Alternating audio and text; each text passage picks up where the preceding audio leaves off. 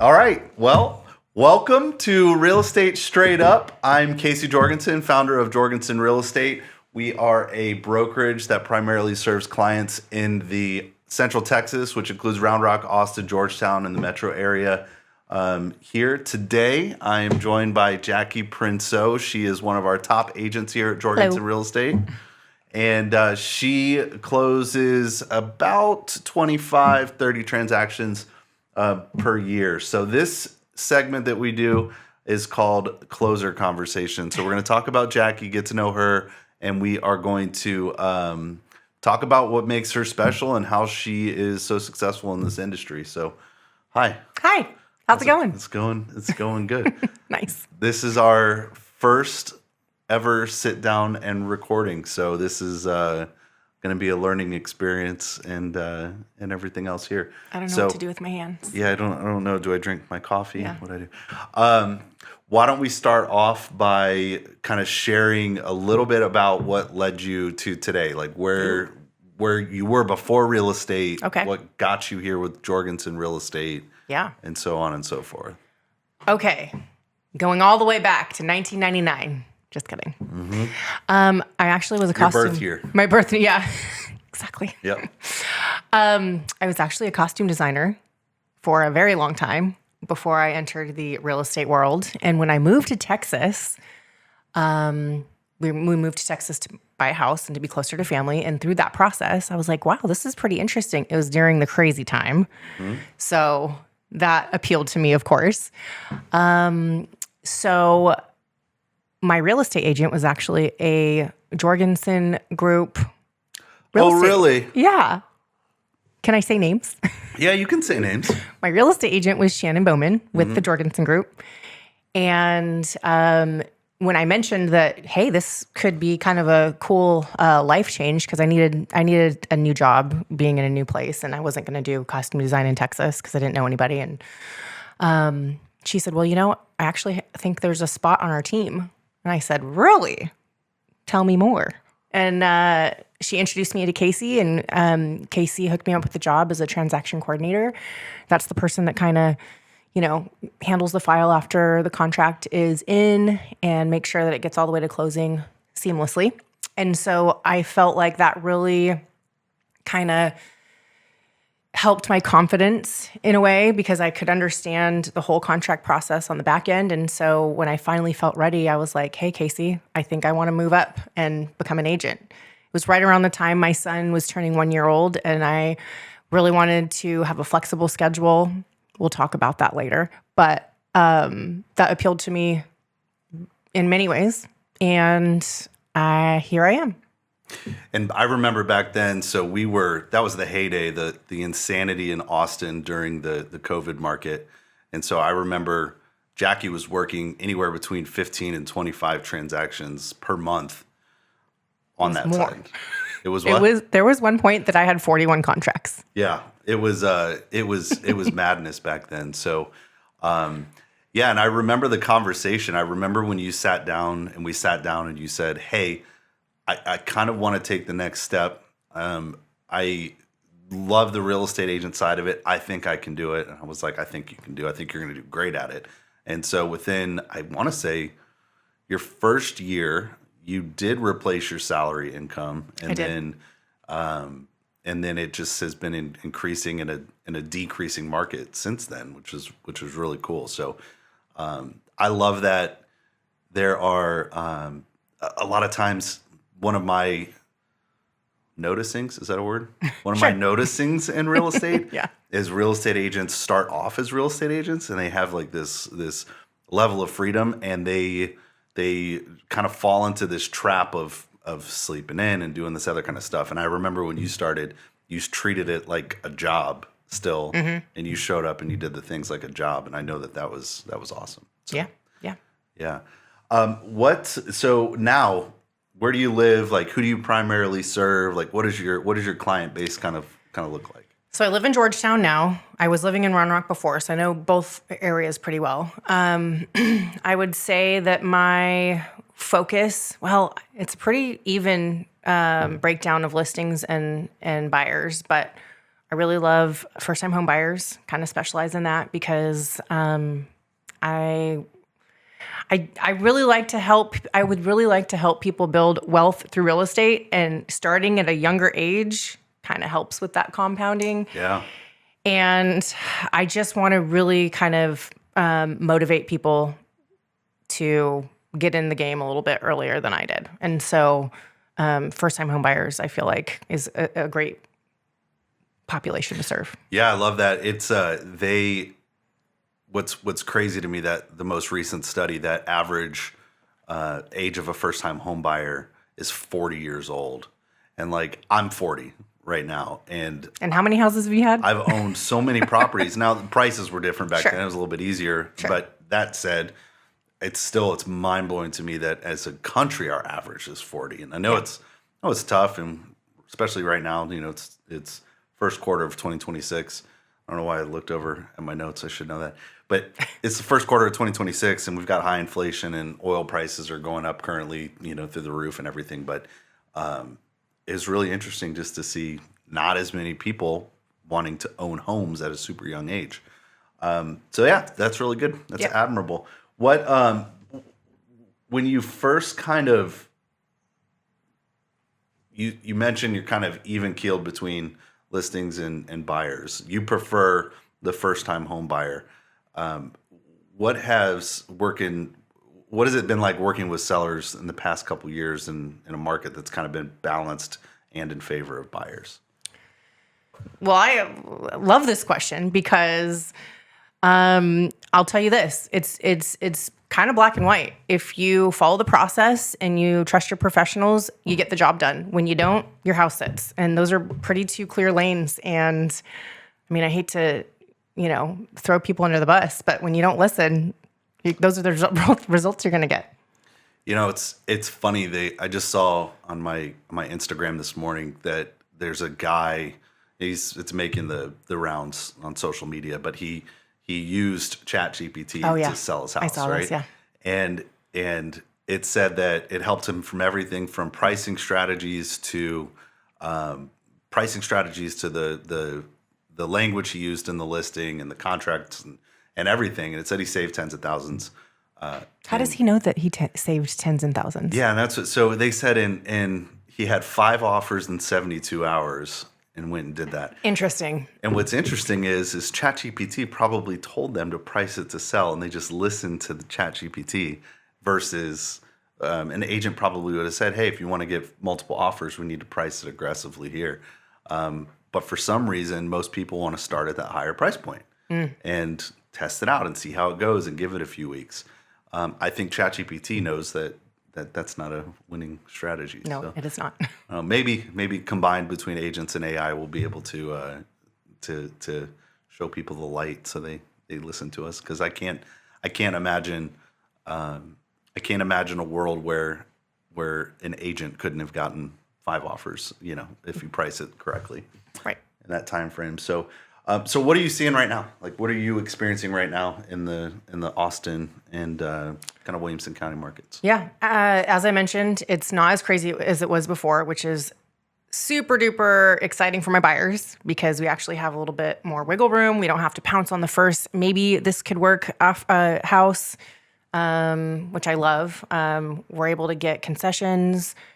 We're able to get good repairs asked for. We're able to just negotiate overall. So when you say concessions, I guess I should. What's explain. An example? So a concession is something that a seller puts money towards, maybe closing costs, things like that, rate buy downs. That wasn't a thing before. You were asking for bare bones when you were putting in contracts. And so asking for the seller to pay some of that for you as a buyer is super valuable. And I think they're kind of expecting to be asked to pay for some of that too. So that's also been my experience watching people kind of negotiate and see that people aren't very cash heavy generally right now when you look at like the median home buyer. And so having help that comes out of the equity that the sellers have built up makes a huge difference, I know, for most of the buyers. What do you think right now? So we talked about kind of talking about the market and things like that. What what mistakes do you think that agents are out there kind of making? Like, what are you running into? I think that you can tell the good ones from the bad ones. I feel like communication is definitely one of the key red flags. If you don't hear from somebody for a really long time, probably not really taking care of that listing. You know what I'm saying? So communication is one of them.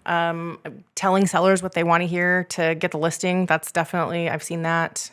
So agents can just get their sign in the yard and Exactly. and sell them on pricing it more realistically later after they've secured the client. Sure. Yeah. Yeah. Yeah. What's something that you would tell like a newer agent? Like what's something you would give them advice wise right now? Like something you've learned or a screw up that you've done or something like that. I've got a few that I'm going to bring up. Okay. But I've definitely screwed up pricing. I'll be honest. We were able to correct, but getting that right out the gate in this market is super important. I would say presentation matters big time when it comes to listing a home. Again, that didn't really matter as much a few years ago. And so if you're still leaning on that old news, you're going to shoot yourself in the foot. And so it's really, really important that the listing that you put on the market is looking good. yeah, that's fair. What kind of along those lines, what do you think has been your biggest kind of growth moment or your biggest thing that you've grown in the past like year and a half? I'd say probably being able to choose who I want to work with. Okay. Yeah. So pretty much just that exact situation, right? Yeah, I feel like the longer you do this, the more you can pick up on red flags, and you're also able to protect your time a little bit more because you know what you're doing. And I'd rather pick my clients than just pick anybody that will work with me. Yeah, that's. I think that's. It's an interesting point because you go and there's always we love our clients obviously here, like we absolutely love them. We'll fight tooth and nail to represent their best interests, 100% of the time, and do that. And I know that, but yeah, I think being able to understand that this is a collaboration business, and when you take on a client, it's not. You're choosing them just as much as they're choosing you at the end of the day. So it's Right. being able to be more discerning and clearly explain the expectations, I think is huge. So Yeah, I think I'll add to that. I think one of my lessons learned is clearly stating expectations and just setting boundaries right out the gate. Because if you're bending over backwards for somebody and it becomes the expectation, then you're going to continue doing that throughout the whole process. And setting those boundaries early is probably, the way to go. yeah, and I don't think most sellers like go into things like planning to be like that. I think it's a pretty stressful time for sellers. Oh, absolutely. And like it's difficult when their property value was 20 to 40% higher just 3 years ago. Exactly. Versus where we are today, just because things, went up so fast that they came down, and they're still kind of correcting and getting in line and things. And so I know it's stressful for them, and that brings out, certain level of crazy in anybody. But yeah, it's really challenging. We often joke around in the industry that we're not just real estate agents, we're also therapists and all the things. And all the emotional sounding boards and the people that get vented to and That's everything else. And so yeah, I think every agent has to go through that period of their career to like I don't think it's something you just like learn from a book. I think Sure. you have to go through it. Yeah, it's experience. Yeah. We're gonna do some rapid fire in a little bit, but I am curious now, like what 2026 is kind of looking like for you. Like, what's your pipeline? What's the vibe from the front line right now of the market? So 2026 so far has been awesome. I think the universe is giving back from 2025. I think I've closed 5 or 6 transactions already, and it's only March, so that's pretty good for the beginning of the year anyway. So a mix of things. I feel like number one, sellers are getting a little bit more aware of the market now, and they're not stuck in the past. So that's nice. It's kind of just they're finally getting on board with that. It seems like it's pretty balanced. Yeah. Still for them, but I know that on the buy side, from what I'm seeing from and listening to you all as agents is it's sellers are finally coming kind of down into that they're being more realistic with where the market is, and we're not going to bounce back at a high level. So Yeah. but yeah. So let's role play a little bit here. Okay. I'm a first time buyer. Yes. I just relocated here. I've been in an apartment for a year, kind of getting my bearings and things like that. And now I'm like, you know what?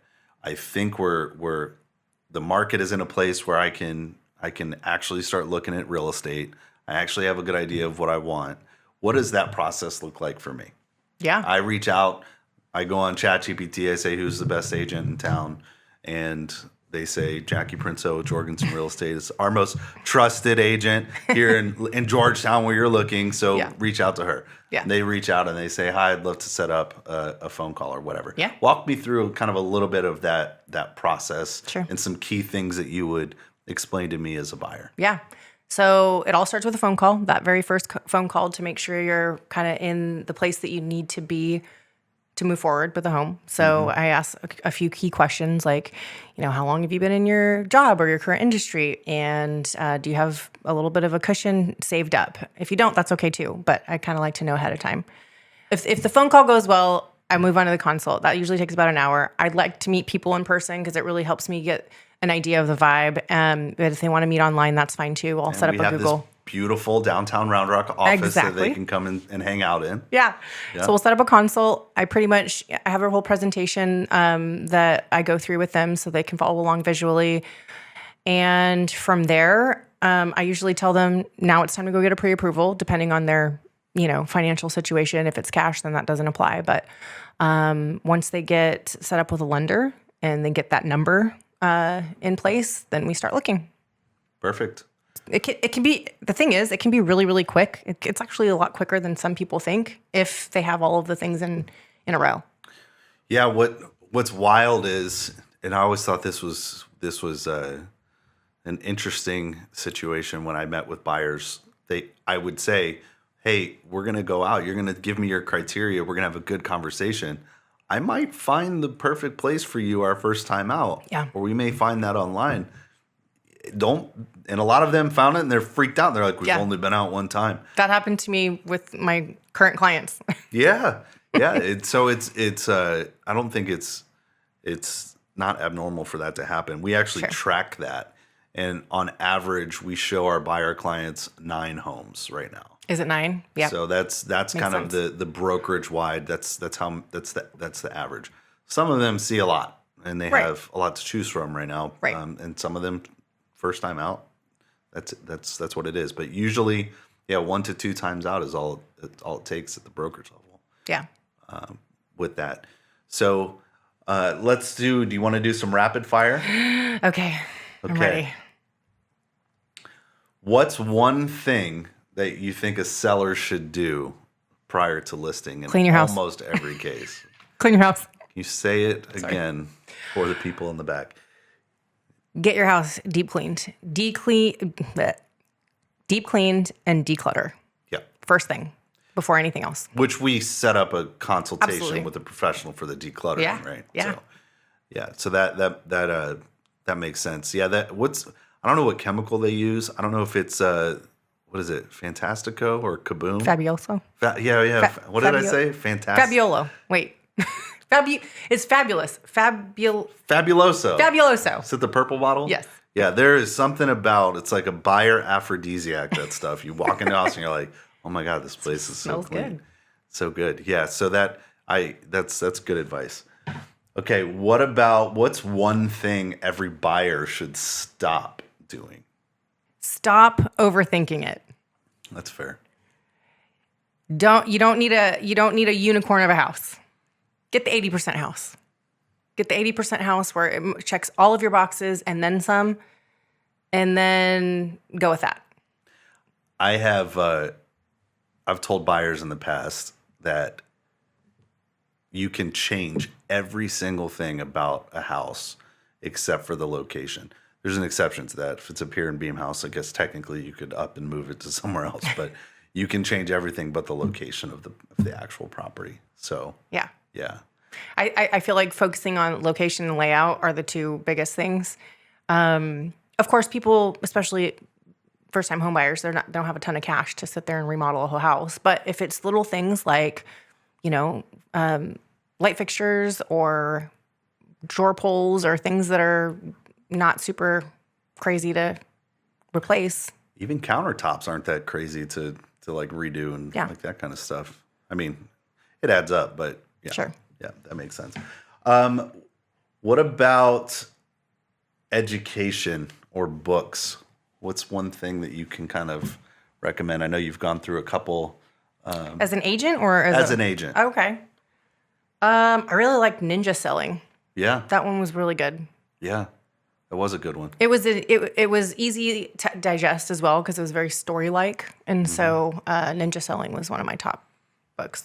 Good. I also actually really like, and this is not necessarily real estate related, but Rich Dad Poor Dad was really good for me. Classic. Yeah. Classic. What about what's one thing that you've learned now that you've been an agent for several years? What's one thing you think was a waste of time or money that you've done in the past? But what did I waste my time? Well, nothing was a waste. I feel like I learned something from everything. Okay, that's fair. But if I were to say a waste of time, geez Louise. I guess you've been pretty intentional with your time, really. Yeah, I don't think that... Or you were coached really well. Hey.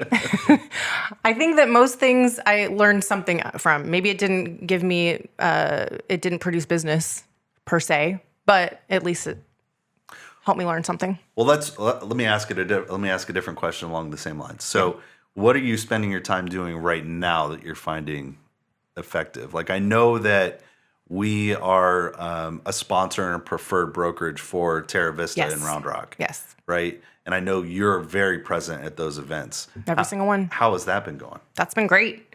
I actually got a listing from it. We're already closed. It was awesome. We're doing one this weekend, actually. And just connecting with people in the neighborhood and them seeing me over and over again, I think that really helps.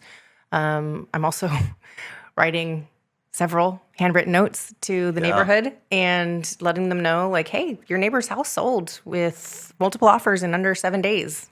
Want that to be you? Yeah, anybody watching this, our one viewer or listener that's out there on our first episode, that with I don't know if this opinion is exclusive to me or not, but I am growing so sick and tired of reading everyone's AI posts on their social media. Oh my God, right? Everything seems to be AI generated, and you can tell.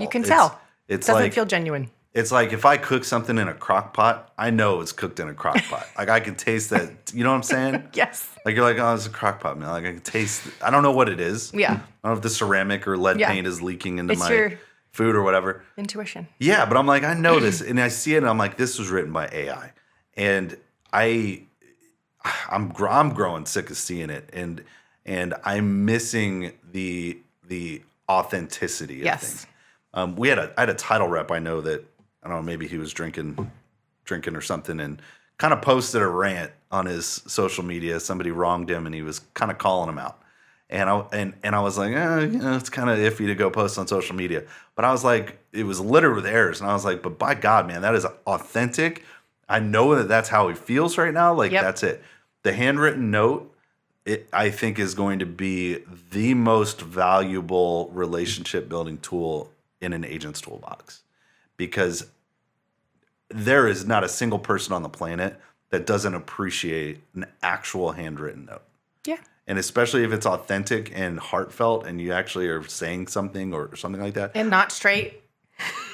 Yeah. I mean, they even have machines that write the handwritten. No, I wrote it. I guess you can do AI into the app that handwrites the card and send it out. No. Make it imperfect, make it sloppy, make it messy, make it authentic. Yeah. I think that's going to be one of the most important things that any person can do kind of moving forward. Yeah. Yeah.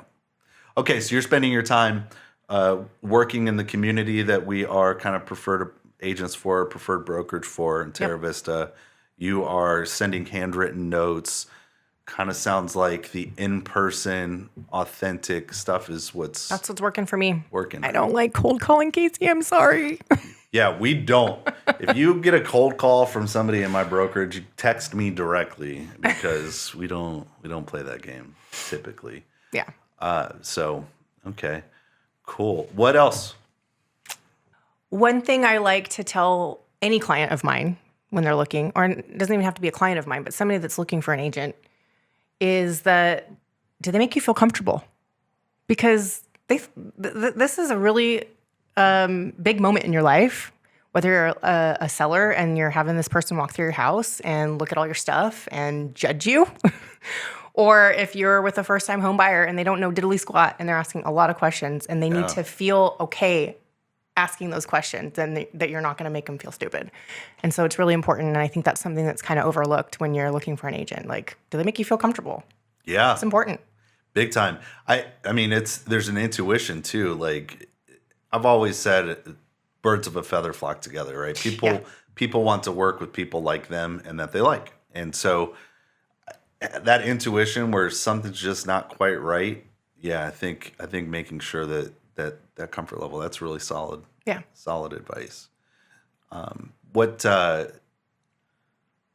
heard horror stories. We went on when the market first shifted, and I know you worked with a lot of these clients, but when the market first shifted before 2022, you could pretty much hire a real estate agent. Yeah. And your house is sold. They'll put a sign in the yard. This is just the reality of it. They put a sign in the yard, the house would sell. Mm-hmm. And it would be, there's little to no effort needed. Right. The market would speak. There were properties that were getting 60 to 80 showings or 60 to 80 offers and showings in the first week, right? So it was madness.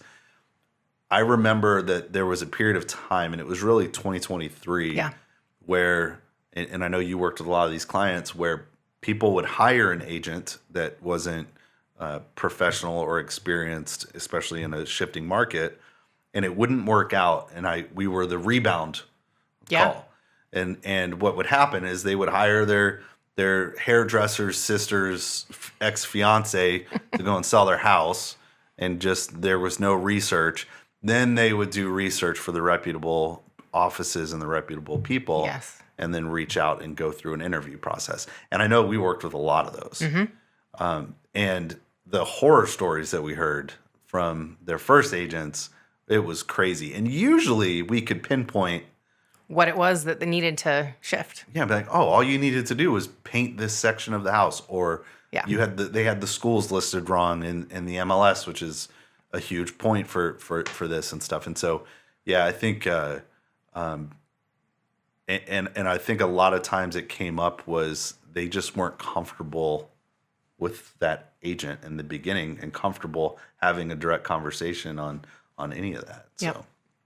So what's another piece of advice that you may have? You mentioned first-time buyers. What's another piece of advice that you can give? I would say, as a first-time home buyer, and this has been my experience, think 3 to 5 years ahead, because you never know what's going to come up. And if you're thinking ahead instead of just at this moment, you might save yourself from moving twice.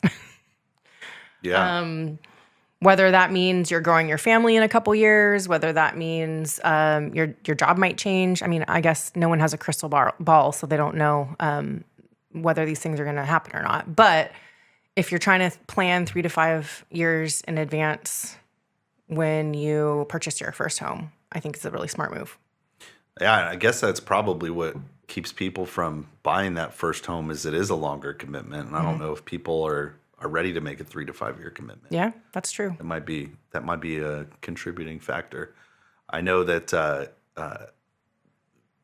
appreciation experts right now are kind of predicting slower appreciation, like the 2 to 5% realm over the next several years. And so a lot of times, because it is expensive to sell a property with not just commissions and things like that, but with all the title fees and concessions that buyers may ask for, so on and so forth, they're going to need to plan on owning that for a while. We've had a few, I know you've had a few people that bought their home just a couple of years ago, and life happens. It's a death or divorce or job loss or sickness or something. We've seen just about everything in the past year where people bought and their homes have gone down in value, and now they have to sell, and now we're in these situations, and it's like, oh. So I think kind of putting on that empathetic, caring Absolutely. therapist hat. Yep. If you're purchasing a property, I think it's wise to have some level of security in your field of work. Yep. Some level of security in your relationship. Absolutely. And that you're going to be able to hang on to that for that 3 to 5 year or more period. So, yeah.